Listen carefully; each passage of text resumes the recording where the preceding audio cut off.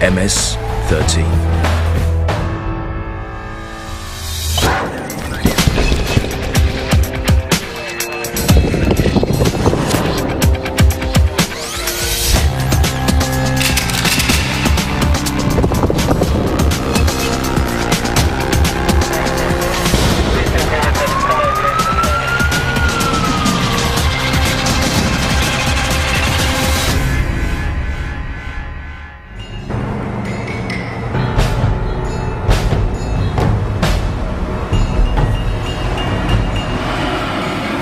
Just arrived in El Salvador. In fact, we're in San Salvador city, the capital, and we've come to try and meet Mara Salvatrucha, which is MS-13, biggest and fastest growing gang on the planet, and notoriously the most violent. For 12 years, El Salvador was ravaged by a bloody and indiscriminate civil war. Since peace was restored in 1992, that violence has been replaced by a new conflict between El Salvador's two rival gangs, the 18th Street and MS-13. What I want to know is, how did these gangs develop so quickly, and why are they so violent? My journey begins here at the principal courthouse in San Salvador to see for myself just how bad the gang problem is. Almost immediately, I'm struck by the number of handcuffed youths on display, many of whom proudly identify themselves as gang members. My contact here is Tom Gibb, a British journalist who's lived in El Salvador on and off since the Civil War. He's going to act as my guide and interpreter. Tom, can you tell me a little bit about where we are? We're at the Central Criminal Courts for San Salvador. That's these buildings, and then over there behind us there's the morgue. And that's really the two ways out for an awful lot of gang members. They're either brought here and then go on to jail, or they're brought here dead. That's one thing that I've noticed in the short period of time that I've been here, is there are an awful lot of weapons, people carrying guns. This is a very, very violent country. I really hoped at the end of the Civil War that there would be peace and real peace, but in fact the levels of violence have carried on at almost the same rates. There was a war in which something like 2% of the population were killed. That in British terms would be like 1 million people, and the legacy of that has continued. There's this war going on between the two main gangs, the 18th Street gang and the MS-13, the Mara Salvatrucha, and there are daily killings from that. So that morgue over there's a busy place, yeah? Yes, indeed. Yes, it is. Some guys coming in with them. Who are these guys? These are Special Forces police. They've got their faces masked so that they can't be recognised. And they just pulled in a big guy, yeah? Yeah. I don't know whether he's a gang member or not. There's been a steady procession of handcuffed gang members escorted to the courthouse since I arrived. But this guy was different. Why did he warrant such tight security? Hola. Hola, ¿qué tal? I just asked him why he's here. Yeah, ¿por qué te llevaron aquí? He says he doesn't know. Doesn't know? So these guys have just dragged you in here for no reason? Y entonces ha venido aquí por ningún... No, they haven't told him anything. Yeah. Can I ask him if this is the first time he's ever been brought here? ¿Es primera vez que llega aquí? Aquí, sí, porque no he traído esa primera vez. It's the first time he says he's been brought here. I've got a feeling I don't know why, but I don't. So he has no idea why they brought him all the way from there here at all. No sabe por qué te llevaron. I was right not to trust this man. The heavy security was because of this. As a member of MS-13's rival gang 18th Street, he is accused of ordering the murder of two brothers, aged just 8 and 12. As witnesses to a previous crime, they were both gunned down along with 3 other victims. I'm shocked at how he could just sit there so calmly, considering the crime he's accused of. One thing's for sure, El Salvador has a level of violence that far exceeds any other country I've been to. There are on average 11 murders a day within a population smaller than London. No wonder the city's morgue is such a busy place. So, what happened here is the family are coming to pick up a body, a violent death, it's a stabbing. And this is the family, and this is how it's done here. They just turn up at the morgue, the body's there, they put it in their own coffin, and they take it home, have their wake, and they bury it.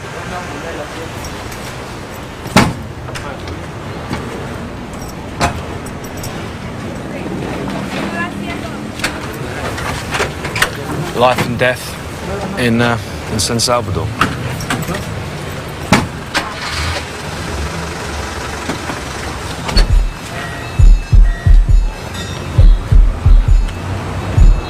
In El Salvador, death is indeed a common sight. This is a 20-year-old bus conductor executed by a single shot to the head in broad daylight in front of hundreds of witnesses. According to police sources, he had refused to pay protection money to a gang and paid the ultimate price. My first day in El Salvador, and I've already seen 2 bodies.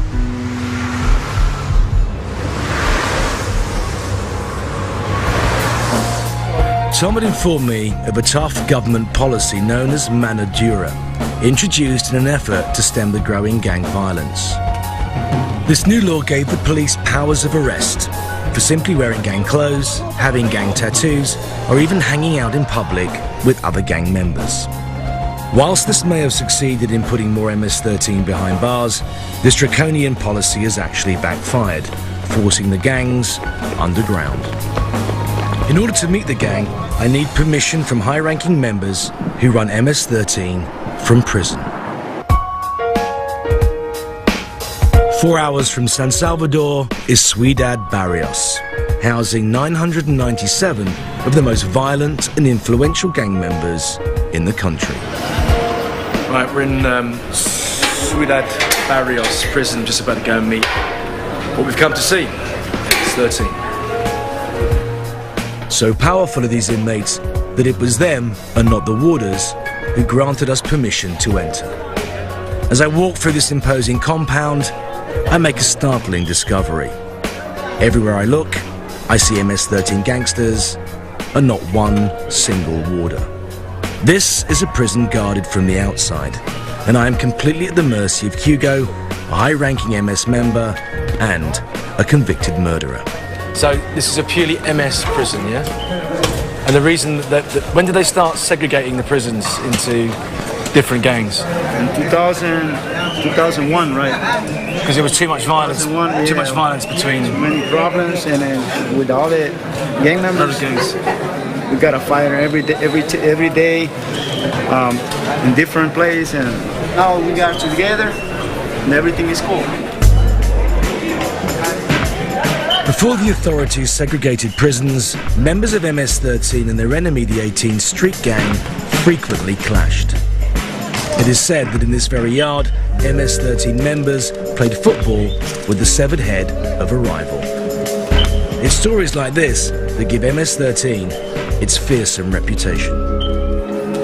Here we're going to the cell where we live at. As I continue my tour of the prison, I'm struck at how bad conditions are. It's all dirty. A lot of homies getting sick, diarrhea, homies getting diarrhea, fever. Since the introduction of mano dura, this prison's population has increased by 80%. Have you noticed since the mano dura has been in place, more people are coming here, yeah? Yeah? And what do you think about that? Well, what the cop they said outside on the street, they said he was selling drugs, he was a killer, he's in this, he's in that. When he come out to the court, they put some years, 20, 15, 100 years. Mostly the time, the people, they don't do that things. And they say that we're doing that. We're selling drugs. So they're just being persecuted because they're MS, yeah? Yeah. But having said that, I mean, you guys are a violent gang as well at the same time. Let's not, we're not choir boys, are we? It's not the point, man. What the point is that the government, they gotta do a lot of, programs in the street, programs, to put these people to work. to do something. Yeah, but having said that, I mean, people here have committed murder, haven't they? And they have shot people. If someone from my neighborhood, they go to another neighborhood, he's gonna get killed. You know, because he's an enemy. But what's the basis for that? He's an enemy. Why is he an enemy? So he's from another neighborhood. Right. We don't get along. You don't get along. Should we move on? Should we have a look round, guys? I've no doubt about the level of animosity these men have towards their enemy, 18th Street. The fact that they refuse to say their name, referring to them instead as the other neighborhood, speaks volumes. Why do you think people join MS? Because they want to be part of the family, that's Do you have any family outside? Yeah, I got my son. I got a kid. He's 14 years old in Los Angeles. Would you want your son to become a member of Mara Salvatrucha? No. No, I tell my son, you know, to be not hang around with the gangster. I want, to, you know, I tell my son, you know, to be a normal people, not to be like me. I'm a gang member. I walk with my family, right? But the enemy, they know me. They don't respect my family. They shoot me in front of my family.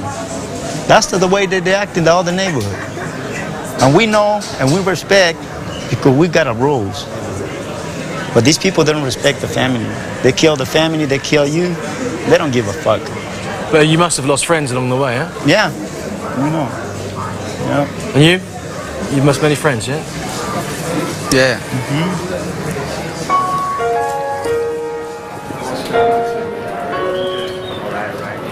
Having met such a key player in MS-13 as Hugo, their existence seems straightforward. As far as I can see, their life is about gang rivalry and the protection of their territory through violence.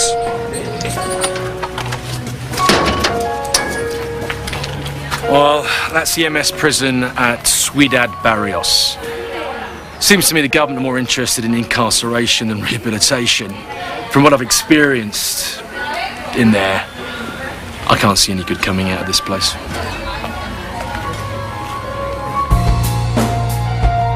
My 8-hour round trip was certainly worth it. Not least of all because Hugo and his associates have given permission for me to meet with an active gang on the streets of El Salvador.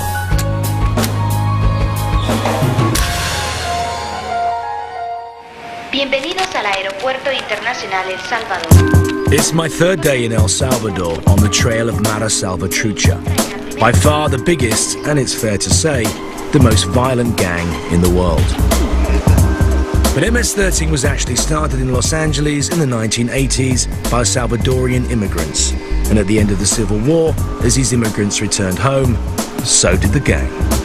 Even today, weekly flights dump more deportees on the Salvadorian authorities, many of whom are MS-13 gang members from across America. Two gangsters who found themselves on one such flight were Eric and Duke. Duke has been an MS-13 gang member since its beginnings in Los Angeles. I wanted to find out from him whether the violence of the Civil War was in any way linked to the emergence of MS-13. You tell me a little bit about the history of MS. At that time, the 80s and late 70s, in Los Angeles, there was a race war. Like, blacks didn't like whites, whites didn't like blacks, and this shit was happening. And we're from El Salvador, we don't understand that. We don't live race stuff right here. That was the United States. And then all of a sudden, we had to start defending ourselves. Since we were only a few of us, and we've seen through, so much shit down here. Shit, I mean, you're coming from at 7 years old, I used to find every time I used to go buy bread early in the morning, I used to find a lot of suckers decapitated by La Guardia. By the police. Escuadrón de la Muerte. That's all right. That's squads, all right. And they used to do all the dirty jobs, all right. So we saw and we learned, even though we didn't want to. I mean, violence was in us. Okay, we started defending ourselves. Now, how did we that started being proud, being from, we saw whites being proud of being white. We saw blacks being proud of being black. Shit, why wouldn't we be proud of being Salvadorian? So you were the hardest boys there? Well, the thing is that now we are gangs at that time, they used to play being a gang member. You know, most you can get from a rival at those times was being stabbed. That was the worst that could happen to you. And we didn't come from a country where we were watching somebody get stabbed. We were watching somebody get 20 bullets in his chest and his head cut off and his arms cut off. That's what we used to watch as violent. And since for them, the worst that could happen was a bat in your back and or maybe being stabbed. That was the most. They had reached their highest violence point. And we said, man, fuck this shit. It ain't violent. They haven't seen shit. Let's show this, show these fools what violence is. And that's how, I think it's really interesting how MS started as a backlash to persecution in the United States of America, and now it's travelled all the way back here. And you can see how this country must have been such a fertile breeding ground after the end of the revolution, with people with lots of weapons. There's still lots of kind of violence inside them.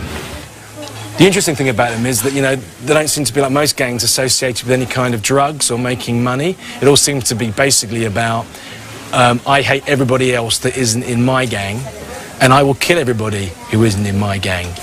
And from what we've seen so far, that's exactly what they do.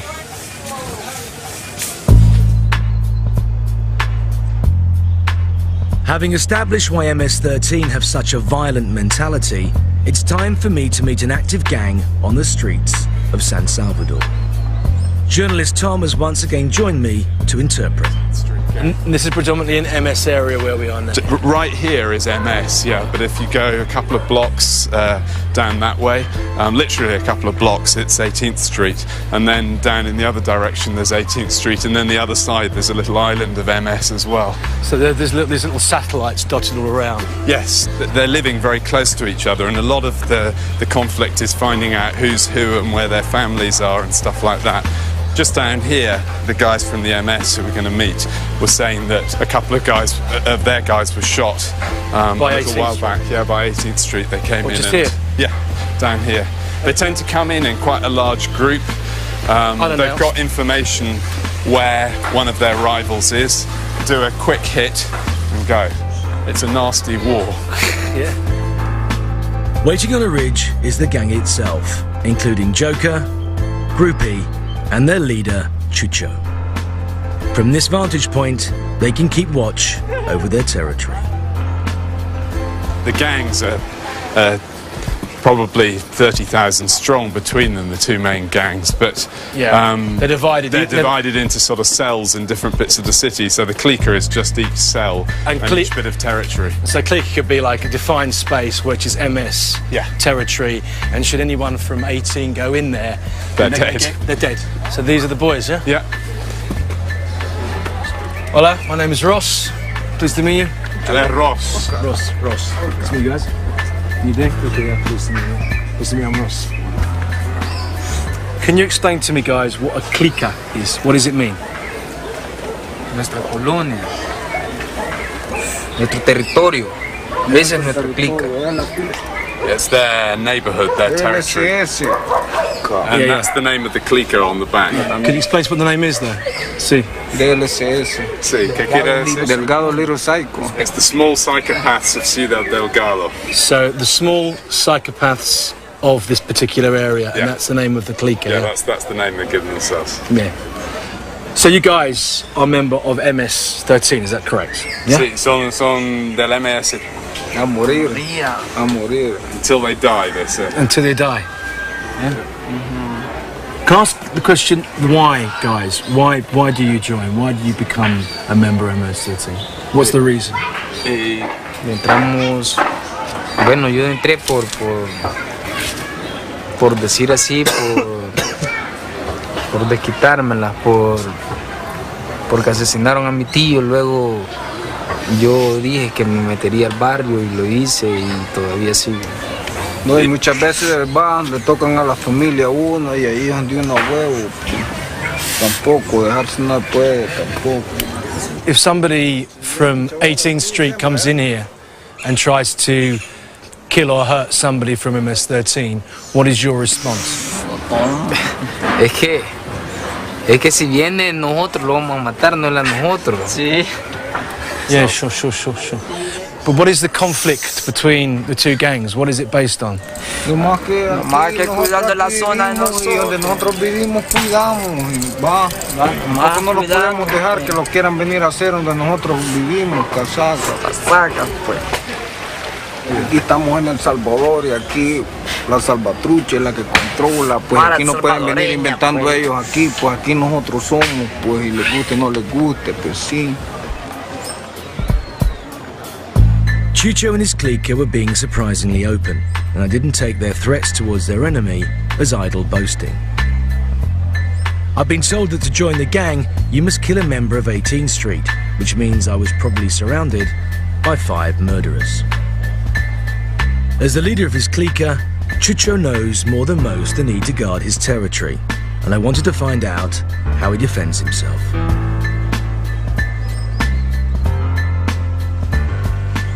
Do you use weapons to protect yourself? Yeah, you do? Are you carrying one on you now? You are. Could you show it to me? Se puede ver? It's there. And it's loaded, isn't it? Can I just see if the mag's in there? Have a look, the bullets. Yep, that's a real bullet. And if I get back in the mag, that would kill you. Thank you very much. Gracias. How far away are the nearest enemies? So most people here, including some of your family, going and buying bread and milk must be a complete nightmare. I mean, it's you risk getting killed going and getting your groceries. Para un poco pero también como pues sí, de vez en cuando vienen a matarme, quererme matar. Como pues sí, también como a mí también se han metido como familia, los bajos, mi familia tienen miedo también de que pues sí me puedan matar a otra. La vez pasada, hace bastante, me mataron a mi carnal, él no oía ni hablaba, era sordomudo y ellos me lo mataban. Cosa de que por mí, pues, porque yo soy el de la mala, ¿va? Que no era nada, pero como por lo mismo, ¿va? Sí. Con él se las desquitaron. Vamos.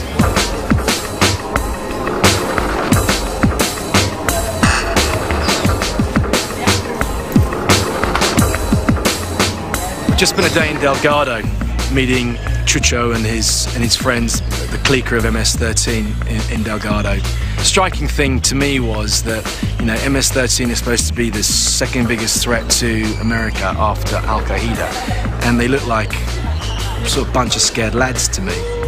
And to watch the poverty they're living in, they don't appear to me to be such a big threat as people just living in fear. What worries me is that these are scared kids with guns.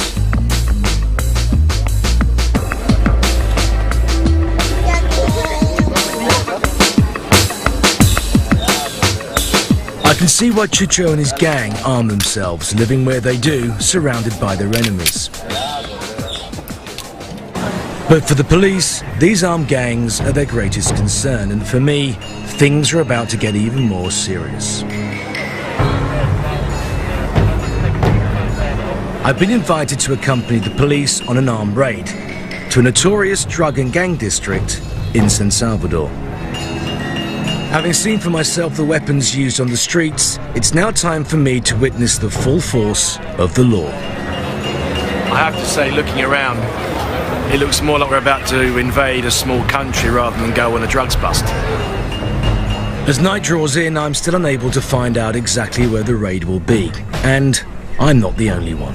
The guys to my right are a mixture of SWAT, their special elite forces, and military, and what happens is none of them know exactly who they're going after yet. They're not told until they actually arrive on the ground.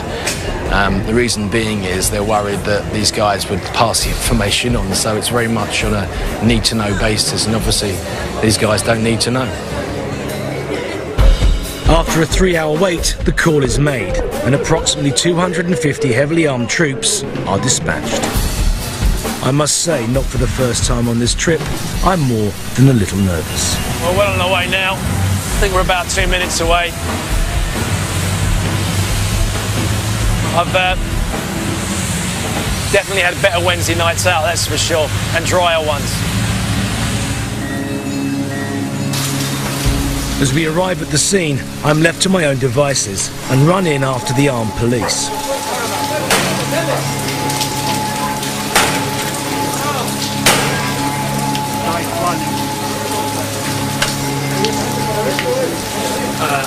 They can't get into this place, obviously it's one of the strongest defended places here. So they're going in over the top, as it were. As the police force their way in, I'm surprised at the number of local press crews here. With such media interest, I wonder just how covert this operation really is. You can see he's got boot marks on his back, he's been told to stay where he is, he's been cuffed. We've been told to leave, so bless you.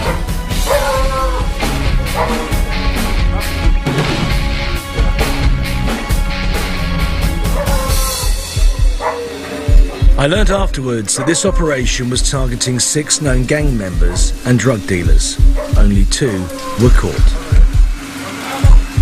Despite the best efforts of the police, the criminals were tipped off and 4 escaped. Who knows if that warning came from a corrupt policeman or a lookout. What I do know is the local press have their pictures, the community is frightened, and the police certainly look like they're doing their job.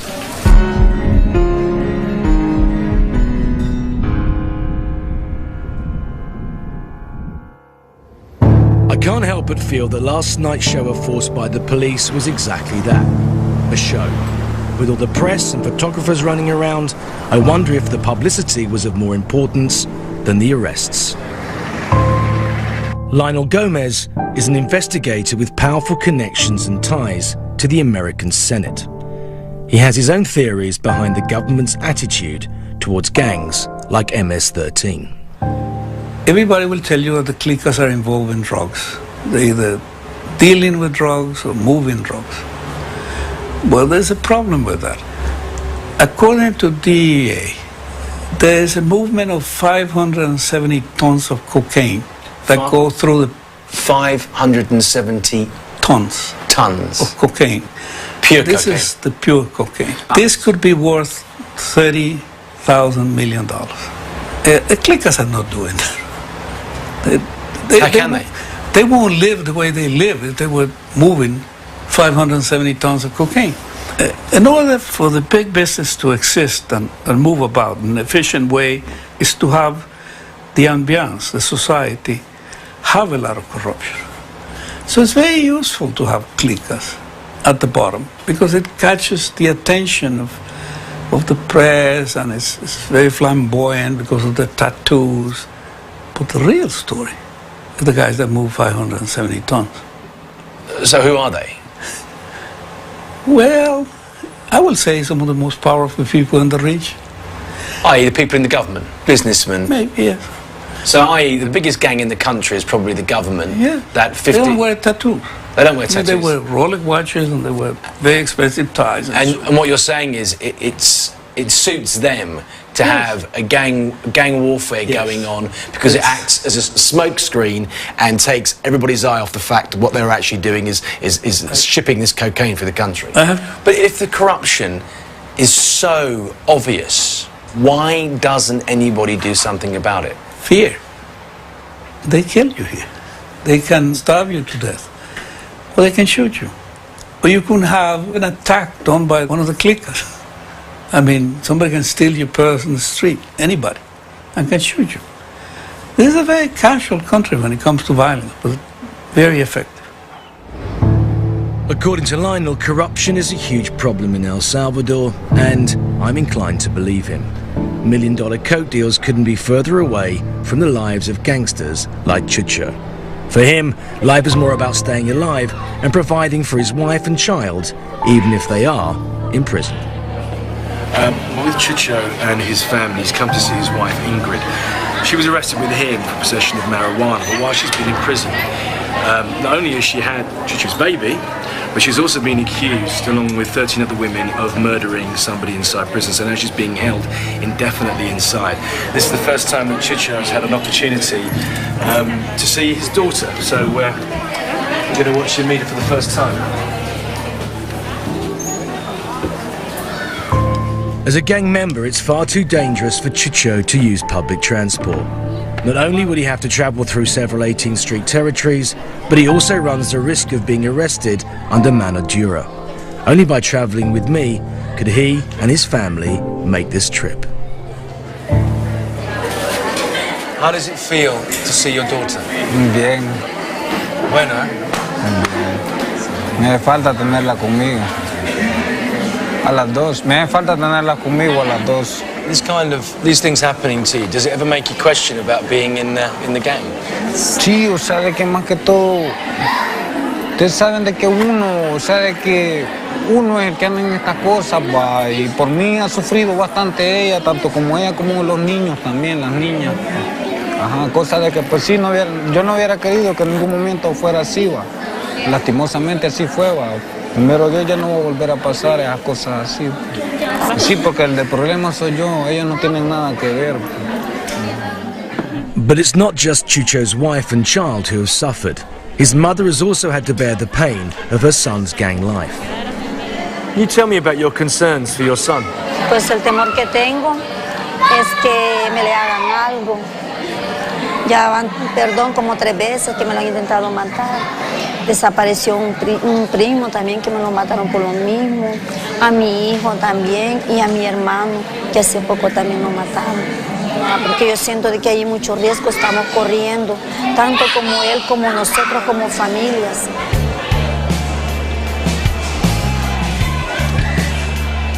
Well, that's family life in MS-13. It's quite heartwarming to see Chicho with his child for the first time. Also, you might think that most people would try to get out of here as soon as they got in here. However, Chicho is spending the night. Conjugal visits are the norm in El Salvadorian prisons. Chicho's mum can only hope this overnight stay with his family may go some way in persuading him to find a life away from the gang. And no wonder, as the story is indeed tragic. If I doubted that, I was soon given a graphic example of what it must have been like for her to lose her brother and her son to gang violence.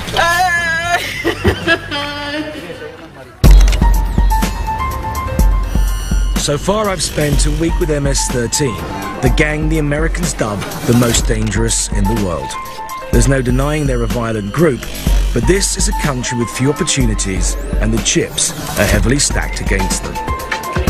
Under mano dura, the police have the powers to arrest anyone displaying gang tattoos, and having them makes getting a job near impossible. So for those few who want out, getting rid of these markings is a big incentive. We've come to the countryside to visit a government-run project. Its aim is to rehabilitate female gang members. But the major incentive for most of the women coming here is the fact that it offers you the chance to remove your tattoos. This centre offers education and vocational training to both MS-13 and 18th Street female gang members, as well as a creche to look after their kids.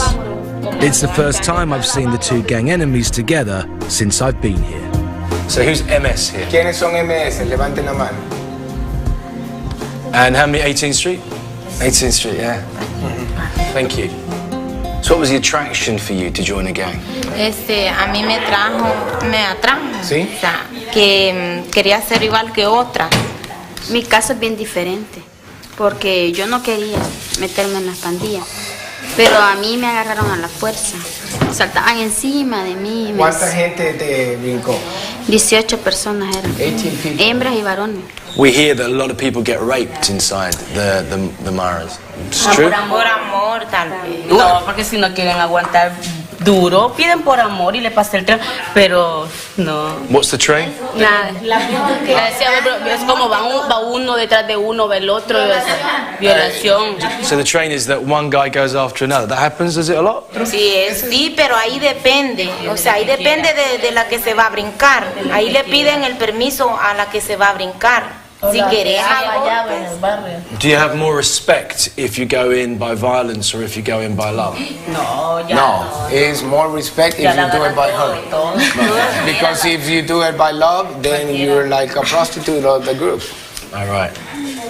Yeah, one thing I don't understand is what's a woman's role inside the gang? Que nos gusta a todas es que nos respeten.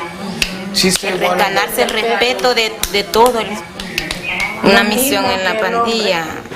Lo mismo que el hombre andar fregando, que le tengan miedo, tener timada a la gente, sin tener mando de nadie y todo eso. When you say the women do the same thing that men do, so what, do you go and kill people? Sí. Yes. Look at you smiling like Misiones that. son misiones. A mission is a mission. So if you're told to go and kill someone, you go and kill someone. Sí, porque es misión. Have you done that? ¿Lo has hecho? Yes. You have, yeah? I think it's right. Sorry, we're laughing about killing someone here. It's quite good. Everyone here has been incredibly open with me, but this honesty has been somewhat chilling. These smiling, laughing girls have just admitted to murder. When I made the arrangements to visit these girls, they'd asked me to bring one thing: makeup. It wasn't until one girl began to rub her face that I realized this heavy foundation had nothing to do with vanity. ¿Qué eras tú antes? ¿Qué barrio? MS. Can I ask her how old she was when she had that done to her face, or she did that to her face? 17. 17. And was it done as a punishment, or was it done because you wanted to have it done? Un castigo. It was a punishment. Yo me quería retirar, ya no quería estar en esto. So they said, you have this tattoo. What about if you'd refused to have the tattoo? Me hubieran matado. You would have been killed. So they put that on your face so you knew that you'd be in danger everywhere you went.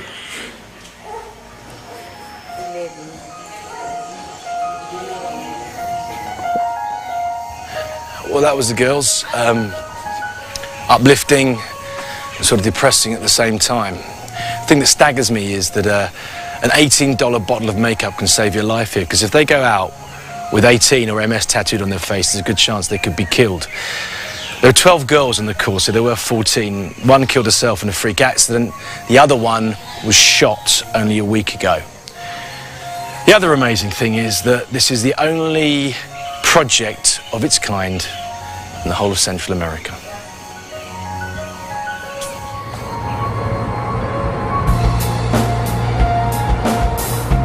I'm on my way to see Chucho and his clique one last time. But whilst driving, I'm given a stark reminder of the daily violence which occurs here. I arrive just as the coroner pulls up at the scene. The vehicle's just turned up and it's got a dead body in the back of it already, and there are two other homicides just up where it's parked. But you know, this is a thing that happens 10 times a day here. As I endeavour to find out more information from the police, the mother of the victims arrives. There are two bodies up there. They're brothers. They were both shot because they refused to pay protection money to the gangs. They ran a bus route. They refused to pay the money. So they've both been killed and dumped here. The thing that doesn't feel right is listening to the mother screaming for the death of her two sons. Feels wrong being here, really, but I have to say, I suppose it's all part of us telling the story of what it's like to be a gang member or to be a victim of a gang member living in this place. Apparently 18th Street are the main suspects. Either way, these two young boys have been murdered for nothing more than a few dollars.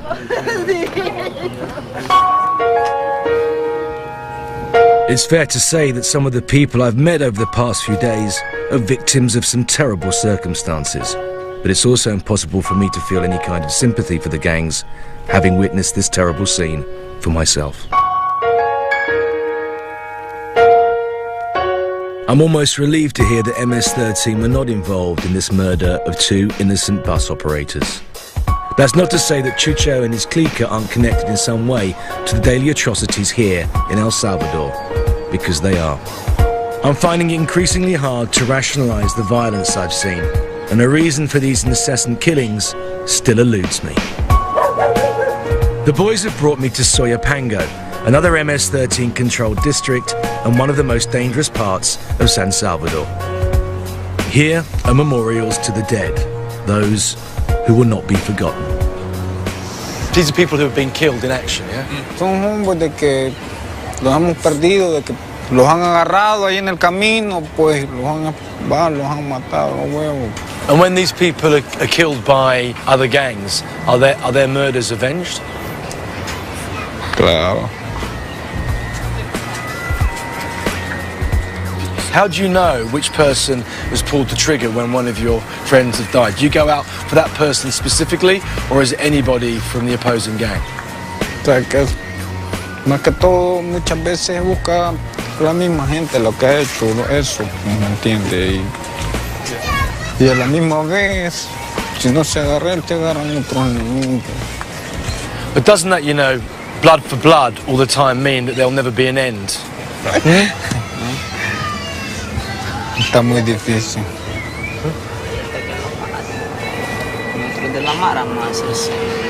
Hasta donde quedemos. Hasta donde quedemos.